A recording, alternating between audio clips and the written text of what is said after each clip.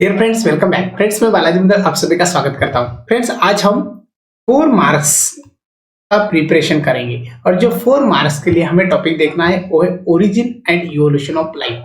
इसी टॉपिक के बारे में हमें डिस्कस करना है। तो चलो शुरुआत करते हैं हमारे आज के टॉपिक की। चलो टॉपिक की शुरुआत हम सिंपल थ्योरी से करेंगे और जो थ्योरी हमें दी है वो है मॉडर्न सिंथेटिक थ्योरी या फिर modern synthetic theory of evolution. इसके नाम से हम उसी थ्योरी को जानते हैं। तो चलो शुरुआत करते हैं हमारे इसी टॉपिक की। Modern synthetic theory of evolution ये क्या है बच्चों? तो इसी थ्योरी के अंदर देखो, it is the result of true synthesis of all biological discipline. फिर जितने भी बायोलॉजिकल डिसिप्लिन है उन्हीं का रिजल्ट इसी थ्योरी से पता चलता है। इस थ्योरी के अंदर genetical, ecological, anatomical, geographical and palaeontological considerations के बारे में बताया। इतने सारे कंसीडरेशंस यहाँ पर है, तो इसी थ्योरी का हमें पता चलता है। ये थ्योरी एक्सप्लेन करती है mechanism of evolution. Mechanism of evolution को अगर ये एक्सप्लेन करेगी तो यहाँ पर हमें म्यूटेशन और नेचुरल सिलेक्शन का भी इंपॉर्टेंस मिलता है बच्चों। ठीक है, तो चलो थोड़ा आगे बढ़ते हैं। अब इसके अंदर कंफ्यूज होने की जरूरत नहीं है। इसी थ्योरी को बहुत सारे साइंटिस्ट ने जो है हमें बताया है या फिर इन साइंटिस्ट का वहां पर कंट्रीब्यूशन है। उनमें से जैसा फिशर है, उसके बाद हेल्डन है, बहुत सारे साइंटिस्ट है, मॉर्गन वगैरह हम नाम ले सकते हैं। उसके बाद हम स्टेबिंस का भी नाम ले सकते हैं। तो बहुत सारे साइंटिस्ट है जो यहाँ पर थ्योरी के अंदर कंट्रीब्यूशन बताते हैं। तो सबसे फर्स्ट हम स्टेबिंस के बारे में थोड़ा ज्यादा डिस्कशन करने वाले, क्योंकि स्टेबिंस इन्हीं के बुक से 5 कीज फैक्टर मिलते हैं स्टूडेंट, और जो 5 कीज फैक्टर है वो 5 कीज फैक्टर रिस्पॉन्सिबल है न्यू स्पेसीज के इवोल्यूशन के लिए। ठीक है, अब यहां पर देखो, सबसे फर्स्ट हमें जेनेटिक म्यूटेशन बताया, उसके बाद mutation in chromosome structure and number बताए, उसके बाद जेनेटिक रिकॉम्बिनेशन हमें बताया, नेचुरल सिलेक्शन बताया, उसके बाद नेचुरल सिलेक्शन के बाद हमें बताया रिप्रोडक्टिव आइसोलेशन। तो इसी तरह से 5 फैक्टर्स वहां पर हमें दिखाई देते हैं न्यू स्पेसीज के इवोल्यूशन के लिए। ठीक है, अब इतना पता चलता है हमें इसी थ्योरी की बेसिस पर। लेकिन और एक बात हमें यहाँ याद रखना है स्टूडेंट, यहाँ हमें पॉपुलेशन के बारे में सोचना है। एक्चुअली पॉपुलेशन क्या है? Population means all individuals of same species constitute population. जो इंडिविजुअल्स है सेम स्पेसीज के उसे हम पॉपुलेशन कह सकते हैं। लेकिन हमें इसी टॉपिक के अंदर मेंडेलियन पॉपुलेशन के ऊपर फोकस करना है। तो मेंडेलियन पॉपुलेशन क्या है? द पॉपुलेशन जो है, the population occurs in small group of interbreeding population. Means interbreeding population का स्मॉल ग्रुप, और ऐसे इंटरब्रीडिंग पॉपुलेशन के स्मॉल ग्रुप को हम मेंडेलियन पॉपुलेशन कह सकते हैं। ठीक है, तो हमारे लिए ये वर्ड बहुत इंपॉर्टेंट है बच्चों। उसके बाद हमें जीन पूल के बारे में बताया। अब जीन पूल एक्चुअली क्या है? तो वो जेनेटिक इंफॉर्मेशन के बेसिस पर चलता है। उसी के अंदर जेनेटिक इंफॉर्मेशन एनकोडेड होती है इन सम टोटल ऑफ जीन्स। जितने भी जीन्स है उन्हीं के अंदर जेनेटिक इंफॉर्मेशन एनकोडेड होती है, और ये मेंडेलियन पॉपुलेशन के बारे में हम बताते हैं तो उसे जीन पूल कहेंगे। ठीक है, उसके बाद देखो स्टूडेंट, हमें और एक बात दी है यहाँ पर। जीन पूल का सिंपल सा मीनिंग दिया है, total number of jeans of all individuals in a population. Population के अंदर जो टोटल नंबर ऑफ जीन्स है उन्हीं सभी इंडिविजुअल्स के बारे में बताया है। ठीक है, इसी से हमें नेक्स्ट जनरेशन का फॉर्मेशंस पता चलता है। जब जीन पूल है तो जीन पूल रिस्पॉन्सिबल है गैमेट फॉर्मेशन करने के लिए, और गैमेट फॉर्मेशन होते समय नेक्स्ट जनरेशन का फॉर्मेशंस वहां पर होता है। देन स्टूडेंट, हमें और एक बात यहाँ पर बताना है। जीन पूल के ऊपर जो इफेक्ट होता है तो किस प्रकार से होता है? माइग्रेशन से होता है, उसके बाद प्लेसमेंट ऑफ जनरेशन से भी होता है। मेंडेलियन पॉपुलेशन के अंदर अगर हमें अल्टरनेशन दिखेगा तो उसके अंदर भी वहां पर इफेक्ट दिखाई देता है। जीन पूल जो पॉपुलेशन के ऊपर इफेक्ट करता है, ये सिंपल सी बातें यहाँ पर हमें पता चलती है। जेनेटिक इंफॉर्मेशन के बारे में इंफॉर्मेशन प्रोवाइड करता है, तो सिंपल सी बात है जीन्स क्या है? तो gene actually student linear arrange होने वाले है, और वो भी क्रोमोसोम के ऊपर। उसके बाद उन्हीं का डेफिनेट पोजीशन होता है, और ये हमें मेंडल ने बताया। डेफिनेट पोजीशन होने की वजह से हम उसे एलील भी कह सकते हैं, और एलील अगर हम प्रोपोर्शन के फॉर्म में बताने वाले हैं तो हमें पता चलता है यहाँ पर जीन की फ्रीक्वेंसी। ठीक है, उसके बाद मॉडर्न सिंथेटिक थ्योरी जो है वो 5 फैक्टर्स से बनी हुई है। उसमें से 5 फैक्टर जो है उन्हें हमें 3 मेन कंसेप्ट्स के अंदर डिवाइड करना है। जो फर्स्ट कंसेप्ट है उसे जेनेटिक वेरिएशन कहेंगे, सेकंड नेचुरल सिलेक्शन और थर्ड आइसोलेशन। जो जेनेटिक वेरिएशन है स्टूडेंट, वो जेनेटिक वेरिएशन होता है म्यूटेशन की वजह से, रिकॉम्बिनेशन की वजह से और माइग्रेशन की वजह से। तो इसी तरह से हम यहाँ पर 3 कॉन्सेप्ट्स में 5 फैक्टर्स देखने वाले। सबसे फर्स्ट शुरुआत करते हैं जेनेटिक वेरिएशन की। जेनेटिक वेरिएशन क्या है? ये एक चेंज है स्टूडेंट, और ये चेंज होता है जीन और जीन फ्रीक्वेंसी के अंदर। जीन एंड जीन फ्रीक्वेंसी के अंदर ये चेंज होता है, तो उसे हम जेनेटिक वेरिएशन कहेंगे। जेनेटिक वेरिएशन कुछ फैक्टर्स के ऊपर डिपेंड है, जो फैक्टर जेनेटिक वेरिएशन कर सकते हैं। सबसे फर्स्ट वाला जीन म्यूटेशन हमें दिया है। वो जीन म्यूटेशन क्या है? तो सडन परमानेंट हेरिटेबल चेंज होता है। सडन परमानेंट हेरिटेबल चेंज से हम म्यूटेशन करेंगे। अब ये जो म्यूटेशन है वो जीन के अंदर होता है, क्रोमोसोम के अंदर भी होता है और नंबर ऑफ क्रोमोसोम पे भी होता है। तो इसी तरह से यानी कि chromosome number of means number, chromosome number में भी होता है, तो उससे हम क्या कहेंगे? जेनेटिक म्यूटेशन कहेंगे। सिंगल जीन में अगर ये म्यूटेशन हो जाएगा तो वो पॉइंट म्यूटेशन बन गया। ठीक है, तो इस तरह से पॉइंट म्यूटेशन भी वहां पर हमें दिखता है। इसकी वजह से फिनोटाइपिक चेंजेस होते हैं ऑर्गेनिज्म के अंदर, उसे हम वेरिएशन कहेंगे। मींस वेरिएशन पॉइंट यहाँ पर बहुत इंपॉर्टेंट है। जो जेनेटिक इंफॉर्मेशन से वेरिएट हुआ है तो उसे हम जेनेटिक वेरिएशन कहेंगे। उसके बाद दिया है जेनेटिक रिकॉम्बिनेशन। अब जेनेटिक रिकॉम्बिनेशन के बारे में क्या बता सकते हैं? जेनेटिक रिकॉम्बिनेशन जो सेक्सुअली रिप्रोड्यूसिंग ऑर्गेनिज्म के अंदर हम देखेंगे तो गैमेट फॉर्मेशन के टाइम में हमें वहां पर जेनेटिक मटेरियल एक्सचेंज हुआ नजर आता है। जब जेनेटिक मटेरियल एक्सचेंज होता है तो वो non sister chromatids of homologous chromosome में होता है, तो इसी को हम क्रॉसिंग ओवर भी कहते हैं। बहुत जरूरी है। फर्टिलाइजेशन होता है तो 2 अपोज मेटिंग गैमेट्स वहां पर है। 2 अपोज मेटिंग गैमेट के अंदर रिकॉम्बिनेशन दिखाई देता है और इसका रिजल्ट जो है वो फिनोटाइपिक वेरिएशन के अंदर हम देख सकते हैं। ठीक है, उसके बाद जीन फ्लो की। जीन फ्लो क्या है? जीन फ्लो मूवमेंट है जीन की जो इनटू और आउट ऑफ द पॉपुलेशन हो सकती है। जीन की मूवमेंट अगर हो रही है स्टूडेंट तो ये माइग्रेशन से हो सकती है, उसके बाद गैमेट डिस्पर्सल से हो सकती है, उसके बाद डीएनए सेगमेंट ट्रांसफॉर्मेशन से भी हो सकती है। ठीक है, तो ये पूरे इवोल्यूशन करने के लिए रिस्पॉन्सिबल फैक्टर्स है। उसके बाद जेनेटिक ड्रिफ्ट एक फैक्टर हमें देखना है। जो जेनेटिक ड्रिफ्ट है वो रैंडम फ्लक्चुएशंस बताता है एलील फ्रीक्वेंसी, और सीधा जेनेटिक ड्रिफ्ट दिखाई देता है। एग्जांपल के तौर पर हम नेचुरल डायस्टर्स के बारे में देखते हैं, जैसा कि अर्थक्वेक है, फ्लूड्स है, उसके बाद फायर्स है, जो जेनेटिक ड्रिफ्ट ला सकते हैं। उसके बाद देखो जेनेटिक ड्रिफ्ट के अंदर जो स्मॉल स्पीसीज है उसे हमें ग्रेट चांस मिलता है ग्रो होने के लिए या फिर इवोल्यूशन होने के लिए। उसके बाद क्रोमोसोमल एबर्शन के बारे में दिया है। क्रोमोसोमल एबर्शन क्या है? The structural morphological change in chromosome. Chromosome के अंदर स्ट्रक्चरल और मॉर्फोलॉजिकल चेंज होता है, वो होता है रीअरेंजमेंट की वजह से। और जब रीअरेंजमेंट होता है क्रोमोसोम के अंदर तो उन्हीं का स्ट्रक्चर बदला हुआ दिखता है, मॉर्फोलॉजिकल चेंज दिखते हैं, तो इसे हम कहेंगे क्रोमोसोमल एबर्शंस। अभी ये क्या है स्टूडेंट? तो ये क्रोमोसोमल एबर्शंस होने के लिए हमें कुछ रिस्पॉन्सिबल वहां पर अदर फैक्टर्स दिखते हैं, अदर एक्टिविटीज दिखते हैं। उसके अंदर डिलेशन है, जो loss of gene from chromosome हम बता सकते हैं। उसके बाद डुप्लीकेशन दिया है। डुप्लीकेशन यानी कि जीन्स जो है वो रिपीटेड हो सकते हैं और डबल भी हो सकते हैं, तो उसे हम क्या कहेंगे? डुप्लीकेशन कहेंगे। इन्वर्जन, इन्वर्जन का मतलब क्या होता है? पर्टिकुलर सेगमेंट होता है क्रोमोसोम का जो ब्रोक होने के बाद रीअटैच होता है, और रीअटैच होने के बाद हमें वहां पर ट्विस्टेड नेचर भी दिखता है, वो 180 का होता है, तो इसकी वजह से इन्वर्जन चलता है। इसमें कोई लॉस और कोई गेन नहीं होता है क्रोमोसोम के अंदर। फिर हमें ट्रांसलोकेशन के बारे में बताया। ट्रांसलोकेशन यानी कि transfer a part of chromosome और a set of gene to non homologous chromosome. Means non homologous chromosome से सेट या फिर पार्ट वहां पर क्या होना? ट्रांसफर होना, तो उसे हम ट्रांसलोकेशन कह सकते हैं। अब इतना बताने के लिए हमें डायग्राम दी है। डायग्राम के अंदर देखो डिलेशन है, सिंपल सी बात है। यहाँ पर डी है, डी इधर नहीं दिखाई दे रहा है तो ये डिलीट हो गया। ये डिलीट हो गया तो उसे हम क्या कहेंगे? डिलेशन कहेंगे। यहाँ पर बी सी डी दिखाई दे रहा है, बी और सी दिखाई दे रहा है, तो बी और सी दोनों यहाँ पर है, तो ये इधर चलते हुए डबल हो गए। देखो यहाँ पर एक बी दिख रहा है, यहाँ पर एक बी दिख रहा है, यहाँ पर एक सी, यहाँ पर एक सी, यानी कि ये हो गया डबल।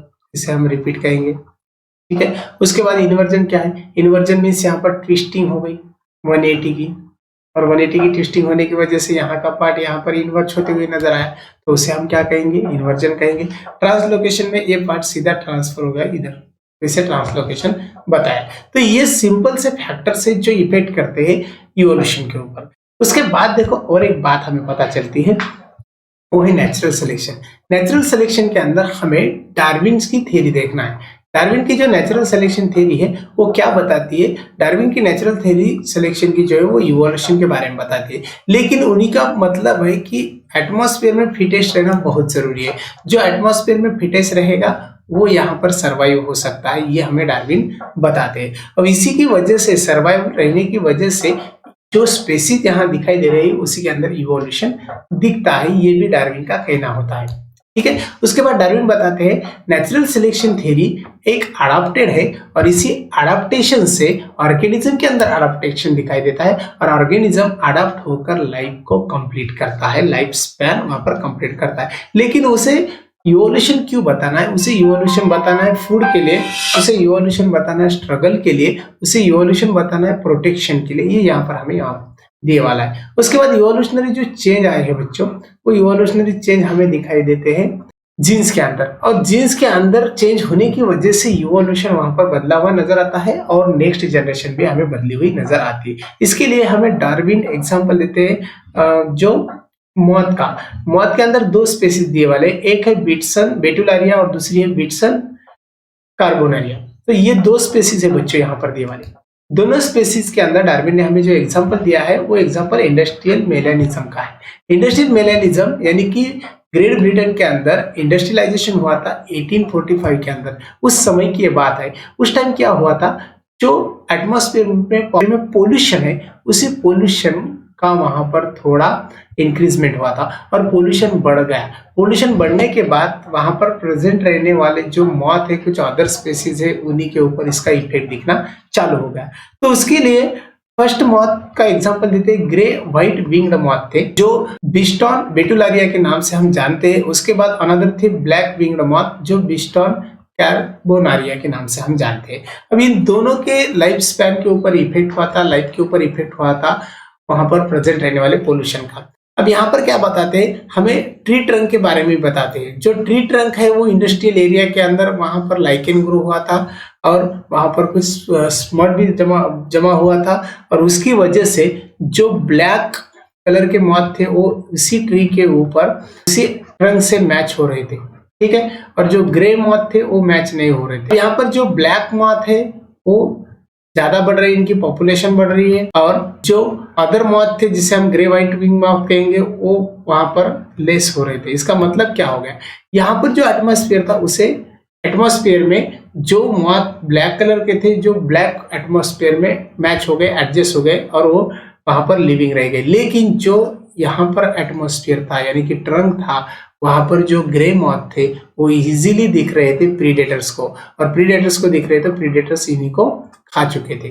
उसकी वजह से उन्हीं की पॉपुलेशन वहां पर कम हुई। ये हमें नेचुरल सिलेक्शन थ्योरी के अंदर बताया। किसने बताया? तो ये हमें बताया डार्विन ने। ठीक है, तो ये यहाँ पर पता चलता है। तो उसके लिए अगर कोऑर्डिनेशन नेचर है तो लाइफ वहां पर हमारी बढ़ सकती है, हम लाइफ स्पैन पूरी तरह से मेंटेन कर सकते हैं। अगर कोऑर्डिनेशन नहीं है तो लाइफ स्पैन मेंटेन नहीं होती है। तो उसके लिए इवोल्यूशन होना बहुत जरूरी है। अब इवोल्यूशन अगर वहां पर हो गया तो आने वाली जनरेशन अडॉप्टेड होती है और वहां के एटमॉस्फेयर को एडजस्ट कर कर खुद की लाइफ कंप्लीट कर सकती है। ये भी वहां पर हमें पता चलता है। ये एनवायरमेंटल चेंजिंग कंडीशन के ऊपर बताया था डार्विन ने। ठीक है, ये नेचुरल सिलेक्शन थ्योरी के अंदर हमें बताना है। उसके बाद हमें आइसोलेशन के बारे में बताया। आइसोलेशन क्या है? आइसोलेशन जो सेपरेशन है पॉपुलेशन का और पर्टिकुलर स्पेसीज का सेपरेशन वहां पर होना है और इसी में स्मॉलर यूनिट्स जो है वो प्रिवेंट करते हैं इंटरब्रीडिंग को। और उसके बाद यहाँ पर और एक बात हमें दिखती है, वो जीन फ्लो और exchange gene between the isolated population यहाँ पर हमें आइसोलेशन मैकेनिज्म के लिए बताते हैं। ठीक है, उसके बाद ज्योग्राफिकल आइसोलेशन। अब इसके अंदर देखो क्या है, फिजिकल कंडीशन है। It is occur when original population और डिवाइड इनटू टू और मोर ग्रुप्स। दो और उसके बाद टू और मोर ग्रुप्स के अंदर ये डिवाइड हो सकती है। Geographical barriers such as the rivers, ocean, mountains, glaciers, इतना हम बता सकते हैं। उसके बाद These barriers prevent interbreeding between an isolated group. ये barriers वहां पर interbreeding prevent कर सकते हैं। Then separated groups are exposed to a different kind of environmental factors and acquired a new trait by mutation. अगर हम जो ग्रुप को सेपरेट कर रहे हैं उसी सेपरेटेड ग्रुप्स को हम एक्सपोज करते हैं डिफरेंट एनवायरमेंटल फैक्टर्स के अंदर, तो वहां पर हमें म्यूटेशन के कुछ ट्रेट्स दिखाई देते हैं। The separated population develop distinct genes pool and they do not interbreed, वहां पर भी इंटरब्रीडिंग नहीं होती है। Thus, new species have been formed by the geographical isolation. उसके बाद geographical isolation से new species फॉर्म हुई हुई नजर आती है। ये हमें सीधा सीधा पता चलता है डार्विन फिंचेस के एग्जाम्पल से, ठीक है। उसके बाद हमें दिया है सेकंड टाइप जो है रिप्रोडक्टिव आइसोलेशन। रिप्रोडक्टिव आइसोलेशन का मतलब क्या होता है? It occurs due to the change in genetic material, gene pool, structure, genetical organs. It prevents interbreeding between the population. Means अगर यहाँ पर reproductive isolation हमें देखना है तो वहाँ पर हमें कुछ important changes है, जो changes genetic material से होते की वजह से होते हैं, जो जीन पूल की वजह से होते हैं, जो स्ट्रक्चर ऑफ जेनेटिकल ऑर्गन की वजह से होते हैं, जो इंटरब्रीडिंग को प्रिवेंट करते हैं। उसमें सबसे फर्स्ट दिया है टाइप्स ऑफ आइसोलेशन मैकेनिज्म। अब टाइप ऑफ आइसोलेटिंग मैकेनिज्म देखेंगे तो उसमें प्री मेटिंग आइसोलेटिंग मैकेनिज्म दिया है, या फिर उसे प्री जाइगोटिक आइसोलेटिंग मैकेनिज्म कहते हैं। इसका मतलब हो गया मैकेनिज्म जो है ये फर्टिलाइजेशन एंड जाइगोट फॉर्मेशन इसे प्रिवेंट करेगा। और इसके अंदर सबसे फर्स्ट वाला जो पॉइंट आइसोलेशन, इकोलॉजिकल आइसोलेशंस भी हम उसे कहते हैं। Members of population living in the same geographical region, जितने भी मेंबर्स है पॉपुलेशन के वो सेम जियोग्राफिकल रीजन में रहते हैं, लेकिन बट ऑक्यूपाई सेपरेट हैबिट, उनकी हैबिट सेपरेट है, इसकी वजह से उन्हीं के अंदर मीटिंग नहीं होती है, तो वहां पर पॉपुलेशन जो है वो बढ़ नहीं सकता या फिर प्रिवेंट होता है इंटरब्रीडिंग। उसके बाद सेकंड पॉइंट दिया है हमें सीजनल, और उसे हम क्या कहेंगे टेम्पोरल आइसोलेशन। सीजनल और टेम्पोरल आइसोलेशन क्या है? तो कुछ मेंबर्स होते हैं इसके अंदर पॉपुलेशन के, और ये पॉपुलेशन के लिविंग मेंबर्स इस प्रकार के हैं जिसमें सम geographical regions but are sexually mature different years. Means इनका जो मैच्योरेशन होता है सेक्सुअली वो डिफरेंट ईयर्स में होता है, इसलिए वहां पर जो है प्रिवेंट इंटरब्रीडिंग हो सकता है। उसके बाद इथोलॉजिकल आइसोलेशन दिया है। Due to the specific mating behaviour the members of the population not mate, means specific behaviour रहने की वजह से ये मेंबर्स वहां पर मेट नहीं हो सकते हैं, उसके वजह से यहाँ पर इंटरब्रीडिंग प्रिवेंट हो सकती है। मैकेनिकल आइसोलेशन हमें दिया है। Members of two population having a difference in the structure and reproductive organs, इसके अंदर हमें रिप्रोडक्टिव ऑर्गन का स्ट्रक्चर डिफरेंट होने की वजह से प्रिवेंट हो सकता है interbreeding. Post mating and post zygotic barriers दिए, जैसा कि गैमेट मोर्टेलिटी है, उसके बाद साइकोट मोर्टेलिटी और हाइब्रिड स्टेरिलिटी। गैमेट मोर्टेलिटी के अंदर जो गैमेट है उसी की लाइफ स्पैन बहुत कम होती है, लिमिटेड होती है, और उसी टाइम वहां पर गैमेट ज्यादा दिन तक नहीं रह सकता है, और वहां पर जो भी फीमेल गैमेट और मेल गैमेट का फ्यूजन है वो प्रॉपरली नहीं हो जाएगा। अगर प्रॉपरली नहीं हो जाएगा तो सीधा सीधा मोर्टेलिटी बढ़ जाती है और इंटरब्रीडिंग वहां पर प्रिवेंट होती है। जाइगोट जो मोर्टेलिटी दी वाली है यहाँ पर जाइगोट फॉर्मेशन के बाद जो, तो वहां पर पता चलता है जाइगोट मोर्टेलिटी। देयर स्टूडेंट हमें हाइब्रिड स्टेरिलिटी बताइए, उसके अंदर hybrid develop to the maturity but become a sterility, वहां पर स्टेरिलिटी डेवलप होती है। और एग्जांपल हम बता सकते हैं म्यूल का एग्जांपल हमने वहां पर लिया है। तो इसी तरह से यहाँ पर ये कुछ इंपॉर्टेंट बातें हो गई है इसके बारे में। देन हमें और एक बात यहाँ पर बताना है स्टूडेंट, हमें चलना है नेक्स्ट पॉइंट की तरफ जो है ह्यूमन इवोल्यूशन, जो हमारे लिए मोस्ट इंपॉर्टेंट पॉइंट दिए वाला है, उसे हमें देखना। क्या बताया? It has been traced that the human evolution appear to have evolved from a tree dwelling shrew like animals, means इन्हीं एनिमल्स की जैसे हमें यहाँ पर क्या दिखती है, ह्यूमन की इवोल्यूशन दिखती है। दिस प्रोसेस बिगन इपोक में ये प्रोसेस वहां पर फॉर्म हो गई। ड्यूरिंग दिस पीरियड पर मैमल्स थे, उन्हीं की लाइफ अडेप्टेड हो रही थी लैंड के ऊपर इसी टाइम में। ये सीधा समझ लेने वाले हैं एक चार्ट से हमें इसका पता चलने वाला है। तो इसके अंदर हमें गिबॉन, चिंपैंजी, गोरिल्ला, इसका भी वहां पर इवोल्यूशन दिखता है, एंड जो है उसी का इवोल्यूशन हमें यहाँ पर दिया है। तो सबसे फर्स्ट देखो मेजर इवोल्यूशनरी ट्रेंड्स जो दिया है वो हमें ट्रांजिशन एप टू मैन दिया है, ठीक है। उसके लिए हमें स्पेशल कैरेक्टरिस्टिक्स देखना है। कैरेक्टरिस्टिक्स क्या थे? तो कैरेक्टरिस्टिक जो थे वो मैन के अंदर भी दिखाई दे रहे थे, और वहां से इवोल्यूशन का पता चलता है बच्चों। इसमें देखो मेजर चांस थे इवोल्यूशन के। मैन के अंदर हमें सिंपल सी बात है, साइज इंक्रीज हो रही है, कॉम्प्लेक्सिटी इंक्रीज हो रही थी, ब्रेन एंड इनहेंस हो रहा था, इंटेलिजेंस भी यहाँ पर इनहेंस हो रही थी। उसके बाद क्रेनियल कैपेसिटी इंक्रीज हो रही थी, बाइपेडल लोकोमोशन हो रहा था, देन अपोजेबल थंब था, ये बहुत इंपॉर्टेंट बात है, इरेक्ट पोस्चर वहां पर दिखाई दे रहा था। Then student shortening of fore limbs, lengthening of hind limbs, development of chins, broadening of pelvic girdle, development of lumbar curvature, special ये हमें वहां पर दिखाई दे रहा है, स्पेशल एंड कल्चरल डेवलपमेंट वहां पर दिखाई दे रही थी, आर्टिकुलेशन ऑफ स्पीच जिसे हम कहेंगे वो दिखाई दे रही थी, आर्ट डेवलपमेंट ऑफ टूल्स वगैरह यहाँ पर जो है वो दिखाई देता है। तो ये सिंपल सी बात वहां पर हमें बताई थी ह्यूमन पॉपुलेशन के अंदर, सॉरी ह्यूमन इवोल्यूशन के अंदर। अब यहाँ पर हमें एक चार्ट दिया है, देखो चार्ट के अंदर हमें क्लास दिया है मैमिलिया का। मैमिलिया के क्लास के अंदर फर्स्ट हमें मार्सुपियल्स दिए हैं, जो मार्सुपियल्स पाउच्ड मैमल्स है स्टूडेंट, और उसके बाद मोनोट्रिम्स दिए हैं जो एग लेइंग मैमल्स थे, उसके बाद यूथ्रियंस दिए हैं जो यूथ्रियंस प्लेसेंटल मैमल्स थे। ठीक है, अब यूथ्रियन प्लेसेंटल मैमल है तो उन्हीं की वजह से हमें प्राइमेट्स एक ऑर्डर मिल रहा है। प्राइमेट के पास सब ऑर्डर थे, जो सब ऑर्डर यहाँ पर दो दिए, एक था प्राइसिमी, दूसरा था आर्थ्रोपोइडी। ठीक है, प्राइसिमी के अंदर हमें लेमरस और पैरसियर दिख रहा था, और जो आर्थ्रोपोडी थे उसके अंदर न्यू वर्ल्ड मंकीज थे, देन ओल्ड वर्ल्ड मंकीज थे और होमिनिड थे। ठीक है, जो न्यू वर्ल्ड मंकीज थे वो लॉन्ग नॉन पर्साइल टेल के थे, जो ओल्ड मंकी थे वो शॉर्ट नॉन पर्साइल टेल के थे, और जो होमिडी थे वो वहां पर टेलर्स थे और ग्रेट एप्स थे। ठीक है, इसी तरह से अब यहाँ पर स्क्विरल मंकी का एग्जांपल लिया, स्पाइडर मंकी का एग्जांपल लिया, उसके बाद बबून्स का लिया, मैक्यूस का लिया, लेंकर्स का लिया, इस तरह से एग्जांपल वहां पर हम लेते थे। उसके बाद देखो हमें होमिडी का और कुछ भी इवोल्यूशन वहां पर दिखता है, जैसा कि सिंपल सी बात है वहां पर हाइलोबैटिडी, देन पोंगिडी एंड होमिनिडी। ठीक है, हाइलोबैटिडी जो थे वो अर्बोरियल एप्स थे जिसे हम गिबॉन्स कहेंगे, उसके बाद पोंगिडी जो थे वो सेमी अर्बोरियल एप्स थे, गोरिल्ला, चिंपांजी और ऑर्गन गटान हम उसे कहेंगे। उसके बाद इरेक्ट पोस्चर और ह्यूमन बींग्स जो ह्यूमिडी के अंदर आते हैं। तो ये सिंपल वहां पर हमें एग्जांपल दिया है। अब हमें ह्यूमन इवोल्यूशन यानी कि ह्यूमंस और उन्हीं का इवोल्यूशन किस प्रकार से हुआ है, उन्हीं के स्ट्रक्चर किस प्रकार से थे, स्केलेटल सिस्टम का स्ट्रक्चर किस प्रकार का था, और उन्हीं का फॉसिल्स कहाँ मिला, इसके बारे में डिस्कस करना है। सबसे फर्स्ट हम उसके हेड के बारे में डिस्कस करेंगे। अब हेड देखो हमें वहां पर डिस्कस करना है ड्रायोफिथस का, रामाफिथस का, एस्ट्रेलोफिथस का, होमो हेबिल्स का, होमो इरेक्टस का, उसके बाद होमो सेपियंस का भी करना है और निएंडरथाल मैन का भी करना है।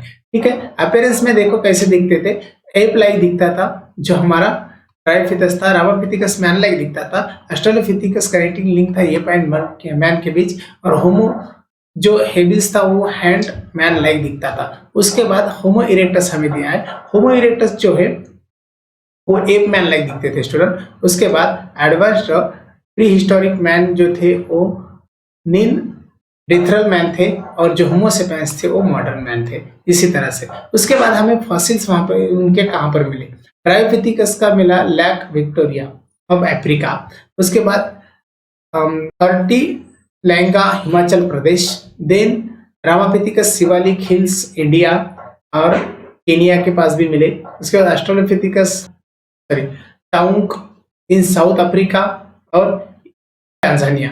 उसके बाद होमो हेबिल्स जो Olduvai gorge Tanzania in Africa, Homo erectus Java and पेकी।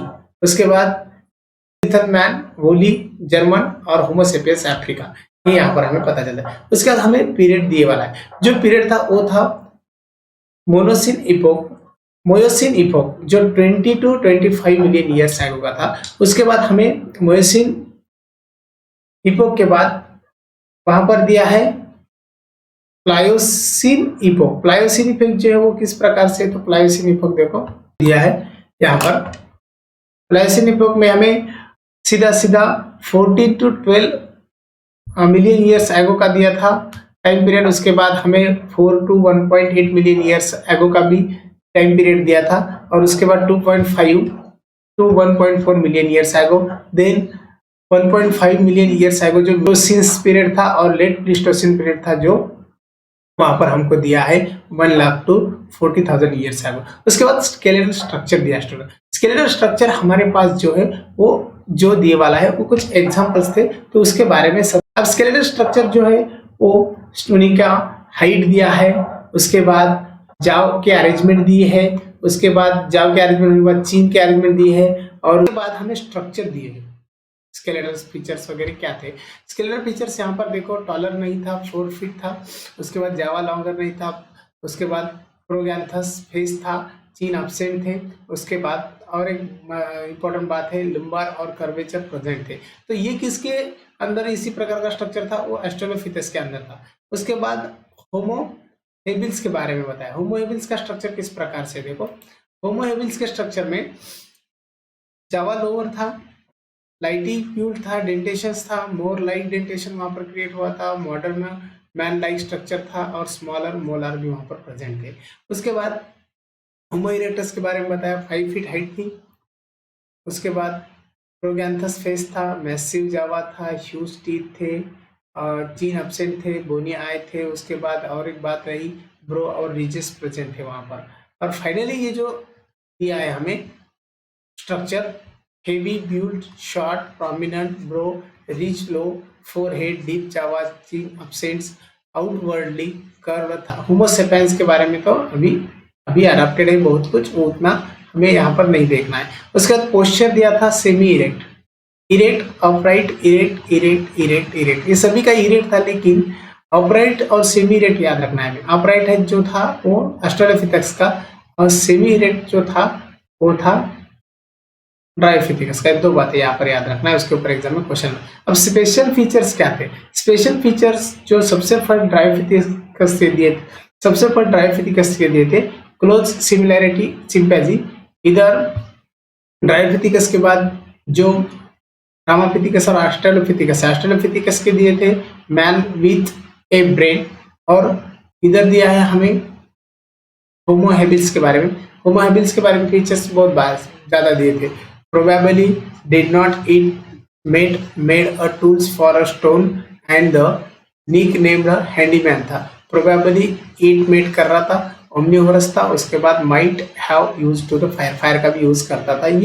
ये था होमो इरेक्टस। और उसके बाद में नेanderthal मैन जो है उसी के कैरेक्टर दिए यहाँ पर, वो इसके जैसे कैरेक्टर बताता था। तो ये सबसे फर्स्ट देखो, use hide, buried, there, dead और कॉन्स्टिकेटेड फ्लिंट टूल्स वहां पर थे, फ्लिंट टूल्स को दिखाते थे।